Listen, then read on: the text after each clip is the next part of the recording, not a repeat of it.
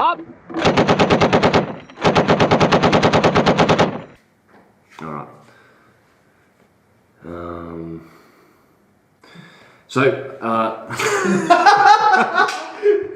Like, you want me to strike the balance between what Jocko was doing, eh? Like, kind of like relaxed. Yeah, I need you to be welcoming, but not like play school. Okay, yeah. You got that? No. You got it in ya? Come on. Maybe, yeah, okay. Just pretend the camera was you talking to me. Yeah. Talking to one of the boys. Simple. Right, so today we're going to be talking about like the first time that I got to pull the trigger and return fire. It was over at Patrol Base Wahab in the Trora Valley, and we were doing a standard patrol in our vehicle formation, and then the situation changed in that myself and another call sign had to remain behind. So it was just two vehicles and a section of grunts, and then we were cut off basically by the weather conditions. So we had what's called AME black, no airs allowed, and then all of a sudden there were just multiple explosions ringing down from the hill, where the ANA got hit by a Taliban attack with grenades and followed up with small arms fire.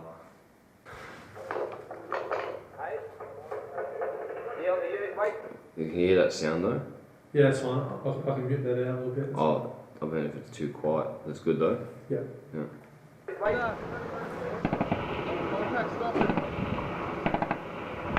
Where the fuck is that coming from?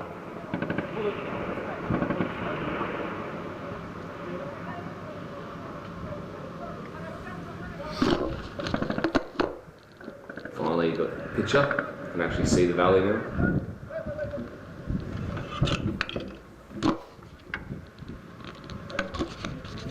Wait, Noodles, where are you aiming at? Look at the rod. Wait.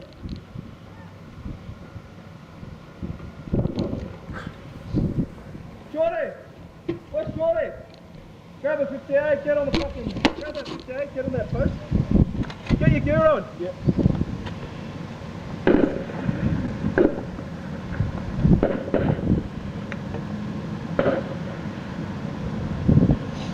Ready?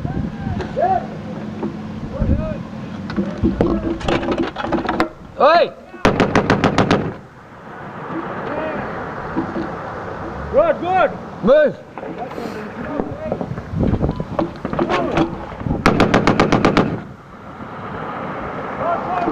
Wait, whereabouts, mate?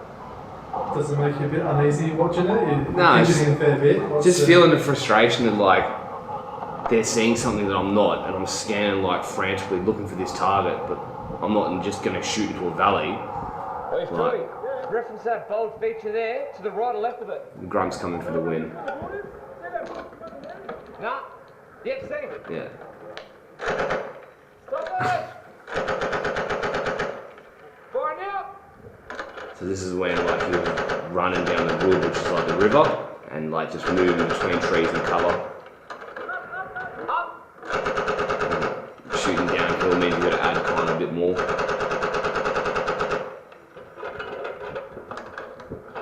And then, yeah, I can't see him. He's probably moved into the orchard that was there, which backs into civilian property, so I wasn't about to keep going. Now they're going to the fucking green, mate. Reference, TRP-Y2, the bold feature, they'll be in there somewhere. So like TRPs are target reference points. You set those up when you get into an area so you can quickly just shout out numbers and everyone can like look at that area to find the enemy, which worked well in this case here. Oi, where's the turp? AJ!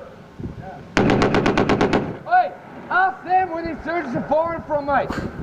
Ask the commander where The thing that was like most shocking about that day is like you expect to be able to see bullets in some way with like traces and all that, but there was just no indication. Like the valleys, the way that we were situated with the echo and dust, like we just could barely pick up on stuff except for that split second where you clearly see him moving down that riverbed while he's fighting with drawn after initially grenading the ANA there.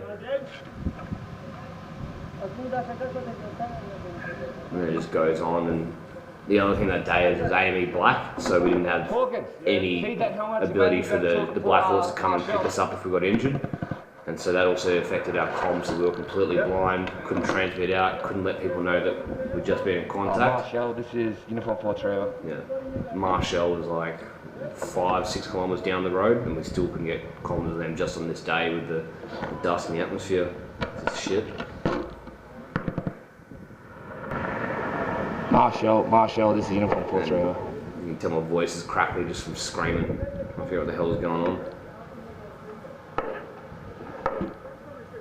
It wasn't bad, but it wasn't exactly concise either in regards to what happened after that, because normally you send contact reports, might potentially get other people to move to your location, but we were just 2 vehicles sitting at Wahab and we couldn't get out of there. We weren't legally able to move, or technically able to move, because if one car got hit, we couldn't skull drag that one back and all the people if we had casualties, so we just had to hold off where we were, maintain security and see if the Taliban were going to come back for another hit, which they didn't that day.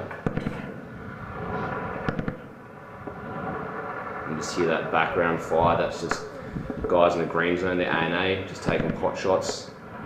It's hard to tell, you just hear the initial fire and then the echoing reverb. That way, to the east? Yeah. Oh, I reckon they're fucking fucked off way down to the south now. No, it's not, but fucked off way south is the correct term in the military. Australian military.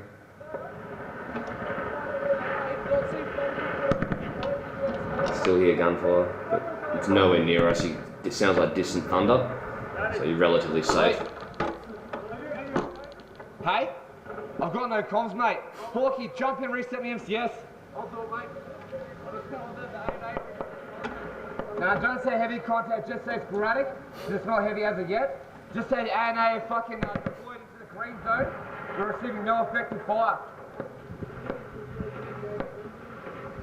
Yeah, it wasn't a heavy contact. They initiated with grenades, so that was like the ambush. And they followed through with, you know, sustained bursts of like small arms fire, 7.62 AKs and all that, but it wasn't a heavy contact. It was just target of opportunity, smashing the guys while they're trying to resupply their water, and then just typically just fade back in after you've done that initial impact. But that was my first exposure, or the first time I got to pull the trigger, because prior to this, like, they'd be hitting and fading before you could possibly identify it. And it felt good for actually once being able to respond, because generally, like, if we find an ID, what do? We've got to try and blow it up. You know, we've heard them talking about us on their radios, seeing that they can spot what we're doing, and it's not a good feeling to know that you just sort of kind of a sit and duck until they give you the ability to reach out. But that's just how ROE works, you know. You can't just be randomly blasting people. So, yeah.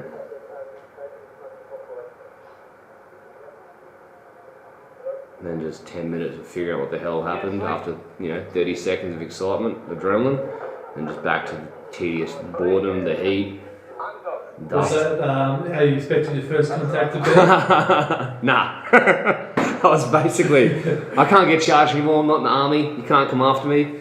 But I was literally resting next to like the HESCO, shirt off, catching some sun, but behind cover and all that. And then, yeah, when the shots rang out, I just quickly grabbed my T-Bass, like body armour, threw it over, because T-shirt's not really going to stop bullets, is it? Then jumped up behind the Mag 58, and then, yeah, when I come off that, I noticed that afterwards I just had like a bit of imprint from where the butt is, so I was pretty proud of myself back then. I think it's stupid now, but yeah, no, it wasn't how I expected it to be. I thought we could sort of move off a bit more, but once the Taliban pulled into the green zone, and we only had like a section of grunts with us, we didn't have the firepower or the manpower to go in chasing them. They tried to set us a few times before with the lamb bushes, so look, it was good. We didn't have any casualties, the ANA didn't have any casualties. You know, we did try to chase them up just a limited arc, about 300 metres around the base, but they've got clear established routes. So for me, it was good, but yeah, I kind of wanted a bit more impact on the enemy, I suppose, especially after the recent events that occurred over there between civilian casualties and some of our own, so yeah. I'm glad I got on video. Yeah, so that was just basically my first experience in being able to shoot back. Prior to this, obviously, we'd had IEDs, we'd had bases, but this was the first time that I was able to respond and take the initiative sort of from the enemy and return fire. Nothing too hectic, nothing like what you see in the movies.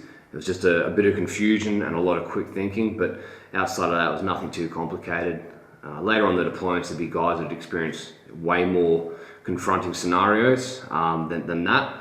And it's not like I'm bragging or anything, but that was just sort of, for me, that was the first time that I got to experience the adrenaline and sort of tunnel vision kicking in somewhat, and then taking it a step back and being able to breathe and go, right, okay, what else can I do with my comms, with the fellas on the ground? So yeah, just like a little intro into what it's like to get shot at in Afghan. All right, cheers. That's good. Hot damn! That was good.